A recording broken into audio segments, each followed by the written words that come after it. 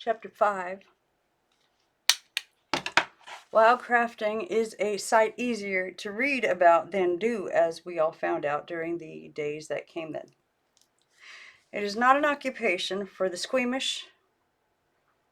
It is not an occupation for the squeamish ones, or for those who like to lie abed mornings, or for anyone with weak feet or unwilling legs. I viewed from a distance Sugar Boy's blue-tinted countenance spread up and out, joining the outlying wilderness on a smooth, benevolent sweep. Under the movement of the sun and the drifting fogs and the streaming winds, it appeared strong and silently kind, but this wild and lonely primeval rock held its deceits. Its untracked trail sometimes did steeply downward, slid steeply downward to dark, lifeless chasms tumbled thick with razor-sharp boulders. Beside an icy waterfall there was a cave which most surely had harbored a large black animal. It had left behind bits of coarse hair and a strong scent. Within a dense stand of yellow birch trees we came upon a timber rattlesnake, coiled in a puddle of sunlight. It reared its evil head and sounded its hair-raising warning, and Imogene screamed, and Romy, who had brought along Ray Luther's gun, blew its head off. Dark birds wildly rocked in the sudden ground gusts that pervaded the upper slopes. A swarm of yellow jackets drove us from a wide, luxuriant spread of Galax, and Imogene muttered darkly over this loss. Galax was not listed in our wildcrafting book, but as a medicine plant, but Mr. Connell's want list stated that the glossy, heart-shaped leaves were in demand by the florist in town. We had come that morning to gather pollen, a tedious, back-breaking process, for the brightly colored dust had first to be shaken from the plant stems and then sifted through a fine cloth. Romy complained that working with it made him sneeze and asked what it was used for anyway, and I said to make medicine for people who had hay fever and other allergies, and he said we should have been born mountain goats instead of humans, and sneezed into his pan and got his face covered with yellow floral dust. This was a day of days. We weren't looking for the golden seal, but we found it, hidden deep within a laurel thicket, shining dark green beneath its canopy of shade. Romy was sure it was ginseng and screeched out that we were rich and ran back to the wagon for the Wildcrafter's book and came back with it, and we knelt and studied the picture plate and the verbal description. "It's ginseng," whispered Romy. "We're rich. Oh, Mary, call." I said, "No, I don't think it's ginseng. I think it's golden seal. See these berries? Don't they look like raspberries? And look at the leaves. They're hairy. Look at the picture and compare it with the plants. They're alike. This is golden seal, Romy. I'm sure of it." "Golden seal," whispered Romy. "We're rich. Mr. Cullen wants the roots and the leaves too. Look what a mess of it there is." "We'll buy a car," said Imogene, "and all the candy we can eat, and Devola some yellow shoes." "A bumblebee just stung me on my ankle," Mary called, "but it doesn't hurt a bit, not one bit." Romy threw himself backward on the ground and in an ecstasy of silent joy pumped his legs. Then after a minute he started to laugh, and Imogene did too, and they became as obsessed with their laughter and kept at it so long that I had to make them stop. The golden seal roots came out of the ground moist and juicy, beautifully yellow in color. Romy said what were they used for, and we consulted the book again and read that golden seal is used in dyes and to make healing salves. We carried a basket full of the roots and leaves home and spread them out on an old sheet to slowly dry. Every 4 hours Romy turned them, although the book didn't specifically say to do this. Gathered around the lamplight, we talked about how we'd spend the money. I said, $10 has to go into the money box right off. That comes first. Imogene said a car was all she wanted, and Romy said he'd like a book. Devola said she had changed her mind about the yellow shoes. that whatever her share was, she'd give it to Roy Luther. She didn't say what she wanted him to have. She didn't say what she wanted him to have. I went in and sat beside Roy Luther for a while that night. I held his hand, so dry and frail, and talked to him. If you're doing any worrying about us, Roy Luther, you can stop. Today I took Romy and Imodine and we went up the mountains and found a big bed of golden seal. The roots alone are worth dollars a pound, and the leaves are worth something too. So we earned a sizable sum today, and there's more. We only worked about half of the bed today. Roy Luther breathed, and his good eye, incredibly blue, quested my face. The light glimmered on his few white hairs. We forgot to reseed. The book says all good wildcrafters reseed. If they didn't do this, pretty soon all the medicine plants would die out. There wouldn't be any more. We'll do this next time we go. I had a talk with Kaiser Peace, Roy Luther. He has given us this land and this house. He had me write it out on a piece of paper and he signed it and gave it to me. So now, the way I've got it figured, we're in good shape. With the money we earn from wildcrafting, I aim to lay in enough supplies to last us the winter through, and come next spring, we'll plant and work the land. Kaiser has already said he'd lend us his tractor and give us one of his horses. Give us the use of one of his horses. And I was thinking we might even fix this house up a little. Paint some and see about getting us hot water so as we wouldn't always have to be heating it on the stove for dishes and our baths and all. Oh, Roy Luther, I do feel good about things tonight. All of us do. You feel better, don't you? You look like you do.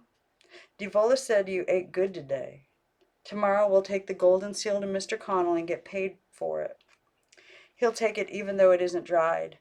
Devola wants to buy you a present, but she doesn't know what. I wonder what you'd like. Roy Luther's eyes had closed. He was asleep. I put his hand back under the coverlet and sat beside him for another minute more, just watching him breathe. The life in him is too soft now, I thought. It will go before the spring comes. Mr. Connell acted like it made him happy to open his cash register and lay the money for the golden seal roots and leaves in my hand. He said what were we going to do with it, and I handed him the supply list. Imodine, who had promised to be good and not wheedle for things impossible, left my side and tiptoed over to the jewelry counter and, with real longing showing in her face, gazed at a tray of gold and ruby rings. Romy went to her and took her by the hand and drew her to the front of the store. They stood in front of the soft drink box, for several minutes, seriously debating. Finally they decided, and Romy put the money I had given him in the slot, lifted the lid, and took the drinks out. Romy uncapped them, and they carried them outside, and sat on the wicker bench there and happily drank. Mr. Connell weighed pinto beans and cornmeal, and, as he filled my list, ticked off each item with his pencil. How's your daddy, Mary Cole? He's some better, thank you.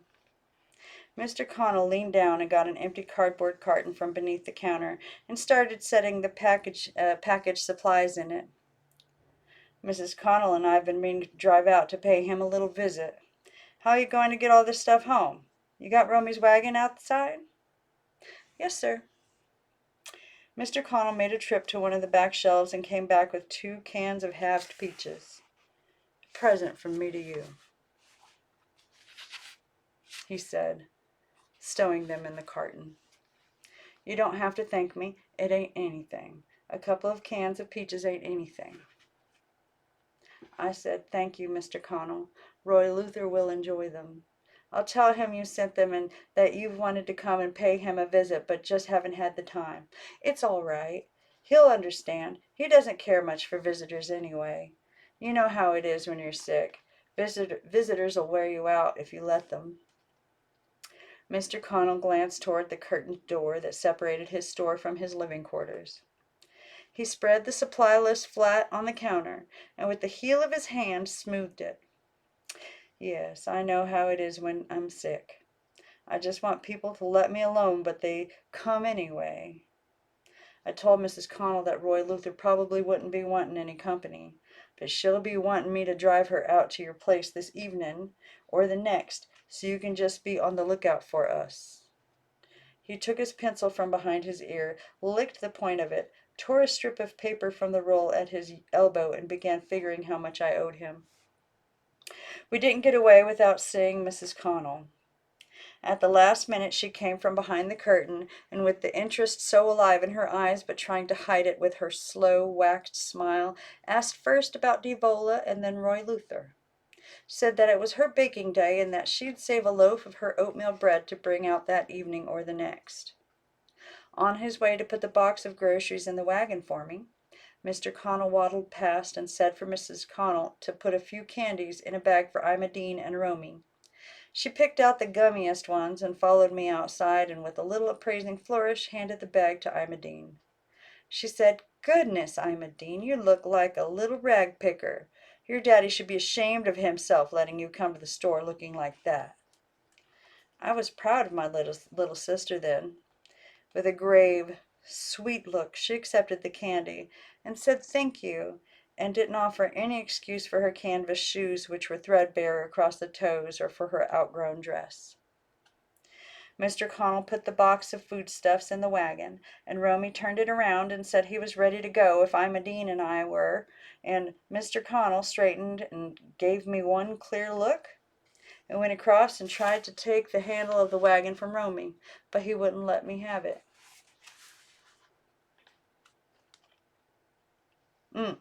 And I went across and tried to take the handle of the wagon from Romy, but he wouldn't let me have it. On the homeward trek, Imogene threw the candy away. "It was old and dirty," she explained. "Nobody could have eaten it." The air was warm and alive with bird song, but sweeping down through the warmth and the sun was a colder, underlying breath.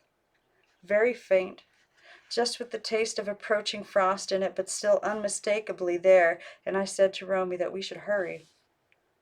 He said, "No, we've got all day. All day, Mary Call." He didn't understand me. I didn't mean that we had to hurry for that day. I mean the days to come, the harsh winter ones that lay ahead. It is so hard for me to write this next because it's about Roy Luther's leaving us. I don't know how it happened or at what hour.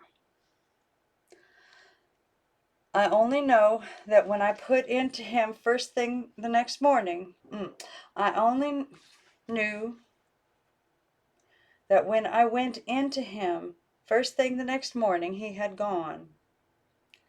There was a congealed redness in his wide open, unseeing eyes, and he was already cold and a little stiff. With a corner of his sheet, I pressed his eyes closed and turned him to the wall and arranged the covering over him so that it would look like he was merely sleeping, and then went out and told the others that they were not to go into his room that day, not for anything. Devola did not question this, nor did Imogene. They ate their eggs and hoe cake and asked, were we going to Wildcraft that day?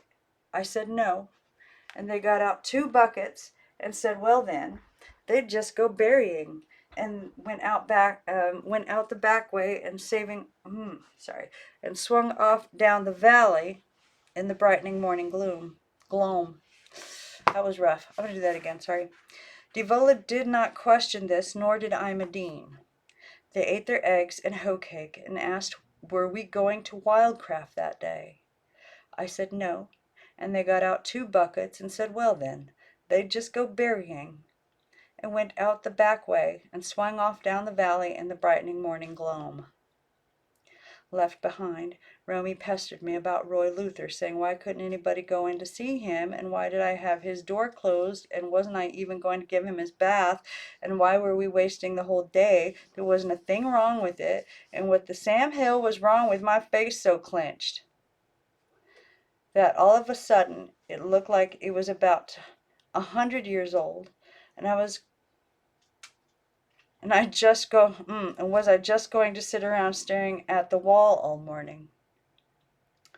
I looked at him and I thought, oh Lord, you sure made a mistake when you put me together. You didn't give me enough strength to carry out all I'm supposed to do.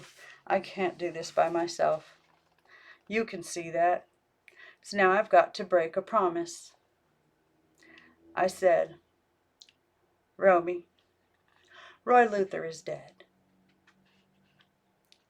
The sun, striking through the windows, fell across his face, and it twisted, and his eyes ceased their questing and became so still, and he said, Oh, Mary Cole.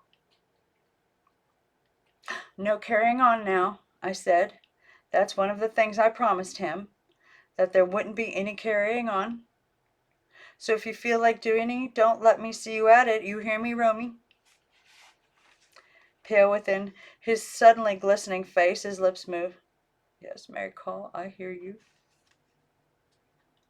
Tonight he'll have to be buried. There's a place waiting for him up on Old Joshua. Roy Luther laid it out and dug it himself months ago. We're not to call the undertaker or the preacher. We're to do this by ourselves and keep it to ourselves. You understand me, Romy? His eyes, so thrust with pain and stricken, went to the wall beyond my head. The others, he whispered. Are we even going to tell the others?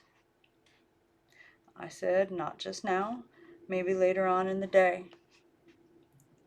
It wouldn't be right to keep it from them, he said, and slid from his chair and went outside and stood motionless in the sun for a long minute, then took off running out across the fields. I felt sorry for him then, this little brother, having to take half of this cold, terrible thing and do this mourning alone and in silence. Throughout all of that day we moved, he and I, in a frozen, unreal style, pretending to the others to relish the berry cobbler on the noon table, more education from the root and herb book, the plans for the money we were going to make.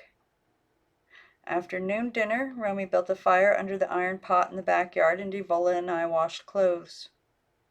Imogene said that with the money we were going to make from our roots and herbs, maybe we could buy a washing machine, one like in the Sears catalog, and maybe an electric lamp for the sitting room. She said she didn't like the oil lamps we used, that they smoked. Romy said, don't fuss so much, Imogene. Electricity costs too much, and that's why we don't use it anymore. They quarreled, and I had to stop them. Devola used the soapy water left over from the clothes to wash the kitchen floor and the back porch, and sang while she was doing it. Twice she thought to ask me if I had bathed Roy Luther and attended to his other needs, and I said yes. One by one, the hours stroked by. One by one, the hours stroked by. It turned late afternoon, and Romy, half sick with dread for what lay ahead, but still holding remarkably steady, got me to one side and asked me why we were keeping it from the others. I told him because when something is finished, it's easier to look back on. He said, when were we going to tell them? And I said tomorrow, but after that, nobody else. Not anybody else was to be told.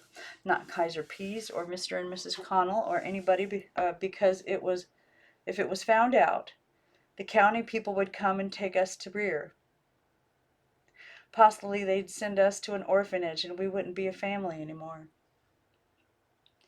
For supper, Devola cooked cranberry beans with ham hock and made baking powder biscuits and opened a can of peaches. I took a tray into Roy Luther's room and forced myself to eat what was on it. I sat beside him and tried to think of words of prayer, but none of it would come. The body under the sheet seemed smaller. Looked like it had shrunk more just since that morning, and I wondered how much it would weigh, and thought about how we would have to tie it to the wagon with a rope unless Romy could be persuaded to walk alongside and hold it steady with his hand. From some early lesson in mortality, I thought of Roy Luther saying that there would never be any understanding of death, that it was beyond people's notions and ideas and meant to be that way. Forgotten was the threatened visit from Mr. and Mrs. Connell. They came just as the Last Supper dish was being wiped. Mrs. Connell stepping from their car like some spindly bird, pausing to examine the daisy beds and the patches of wild green fern clumped along the walkway, but her interest not with them at all, but with us, sniffing away at our privacy and our freedom. Mr. Connell followed her up the steps and preferred their offering 2 loaves of homemade oatmeal bread. I invited them into our sitting room, and Mrs. Connell drew her skirts before she lowered herself into Cosby Luther's rocker. "Roy Luther is asleep," I said, "and I hope you don't mind if I don't waken him. Since his fall, he sleeps poorly at night." Mr. Connell said, "Ew, law, let the man have his rest. We shouldn't have come. I told Mrs. Connell that we shouldn't, but she wanted the ride. Devola came in and crossed over to me and leaned down and whispered to me, should she offer them tea or something? Mrs. Connell smoothed her gingham arms and smiled at all of us and said, "Oh, dear, no. We couldn't take a thing, thank you. We can't stay but just a minute more. You have a crack in your ceiling, Mary Call." I said, "Yes'm, it just came. Roy Luther's been intending to fix it, but he's just been so busy. He'll get around to it in a couple of days." Mrs. Connell rocked and ironed her skirt with her hands. "I must say that I commend your father, Mary Call, keeping you children together the way he has and never asking for a bit of outside help." Fussing with her skirt, straightening it, she looked across the room to Romy and Imogene. "But pride goeth before a fall. There might come a time when he'll be glad to ask for some help." Mr. Connell said, "Olive, for heaven's sake." Mrs. Connell stood. She tucked her hands inside her loose sleeves. "Well, we'd better be going. You are sure Roy Luther's asleep, Mary Call?